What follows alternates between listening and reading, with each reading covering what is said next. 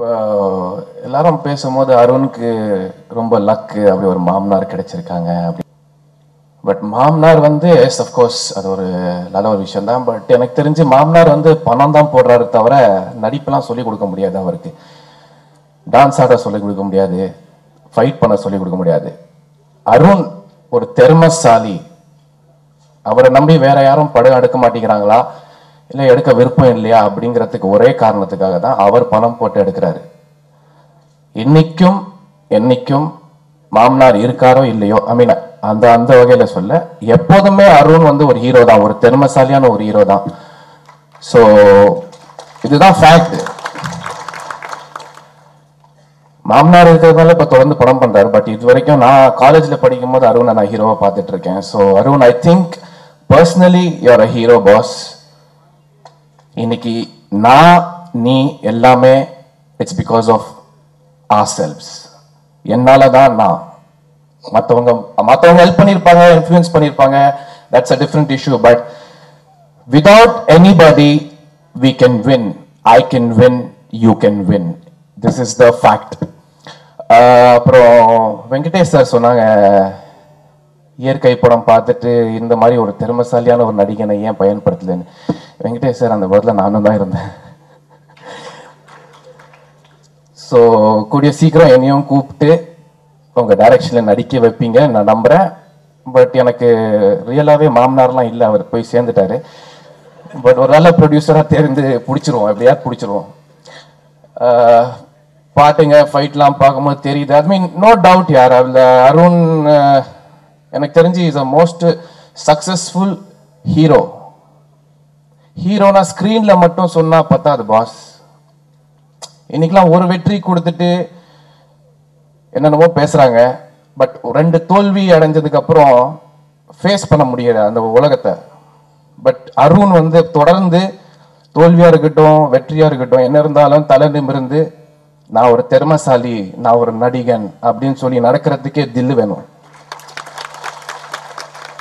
So அந்த வகையில் இந்த team it's very beautiful team. எனக்கு வந்து மாமனாரையும் ரொம்ப நல்லா தெரியும், ஹேமந்தையும் ரொம்ப நல்லாவே தெரியும். Arun is a very close friend. So இந்த டீம் ஜெயிக்கணும். My best wishes. Thank you. நிறைய பேர் நினைச்சிட்டு இருக்காங்க யதார்த்தமான படங்கள் ஓடுறப்ப வந்து கமர்ஷியல் படங்களோட ட்ரெண்ட் தீர்ந்துருச்சு, இனிமே வந்து கமர்ஷியல் படங்கள் வந்து அந்த அளவுக்கு வந்து எடுபடாது அப்படின்னு சில பேர் ஒரு கருத்து சொல்லுவாங்க. ஏன்னா நம்மளால கருத்து சொல்றது ரொம்ப பிடிக்கும்ல.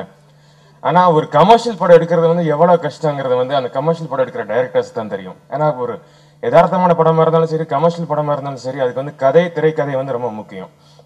ஸோ ஒரு கரெக்டான கதை திரைக்கதை, நல்ல ஆர்டிஸ்ட், நல்ல டெக்னீஷியன்ஸ் எல்லாம் அமைஞ்சா ஒரு படம் டெஃபினட்டாக வந்து பெரிய வெற்றி அடையுங்கிறத வந்து வெங்கடேஷ் சார் இதுக்கு முன்னாடி மலை மூலியமா ப்ரூவ் பண்ணியிருக்காரு. இன்னும் நிறைய படங்கள் மூலியமா ப்ரூவ் பண்ணியிருக்காரு.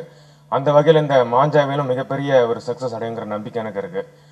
அவரோட நான் ஒர்க் பண்ண வேண்டியது இதுக்கு முன்னாடி. பட் ஒரு சின்ன விஷயத்தினால அது மிஸ் ஆயிடுச்சு. அது என் சைடில் தான் அந்த தப்பு. இன்னைக்கு நான் அதை நினச்சி ரொம்ப வருத்தப்படுறேன் சார்.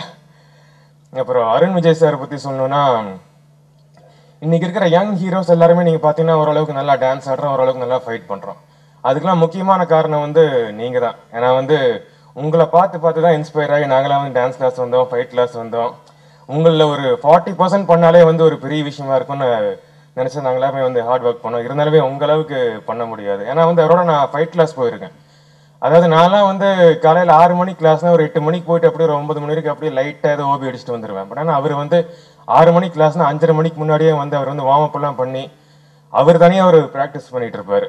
அந்த அளவுக்கு ஒரு ஹார்ட் ஒர்க் இன்னைக்கும் அவர் பண்ணிட்டு இருக்கிற நினைச்சா வந்து ரொம்ப சந்தோஷமாகவும் பெருமையா இருக்கு. கண்டிப்பா இந்த படம் வந்து அவருக்கு ஒரு மிகப்பெரிய சக்சஸ் அடையும். இதுக்கு அடுத்த படமும் மிகப்பெரிய வெற்றி அடைஞ்சு நீங்க ஹேட்ரிக் அடிக்கணும், அதுதான் என்னோட ஆசை. அப்புறம் நீங்க பாத்தீங்கன்னா நிறைய படங்கள் வந்து இப்போ ரீமேக் செய்ய ஆரம்பிச்சிட்டாங்க. பழைய தமிழ் படங்களே வந்து இன்னைக்கு திரும்ப ரீமேக் பண்ற ஒரு காலகட்டம் வந்திருக்கு. ஆனா கார்த்திக் சார் நடிச்ச படங்களை இப்ப ரீமேக் பண்ணா அவரால் மட்டும்தான் திரும்ப நடிக்க முடியும். ஏன்னா அவரோட இடத்த நிரப்புறதுக்கு யாரும் கிடையாது. அண்ட் இன்னைக்கு நடிச்சாலும் அன்னைக்கு இருக்கிற மாதிரியே இளமையா தான் இருக்குங்க சார். ஸோ டெஃபினட்டா வந்து உங்களோட பழைய படங்களை ரீமேக் பண்ணா அதை நீங்களே பண்ணலாம். Waiting to see you in this film sir. And இந்த படம் வெற்றி அடைகிறது இந்த படத்தோட டீம் எல்லாருக்கும் என்னுடைய வாழ்த்துக்கள். தேங்க்யூ.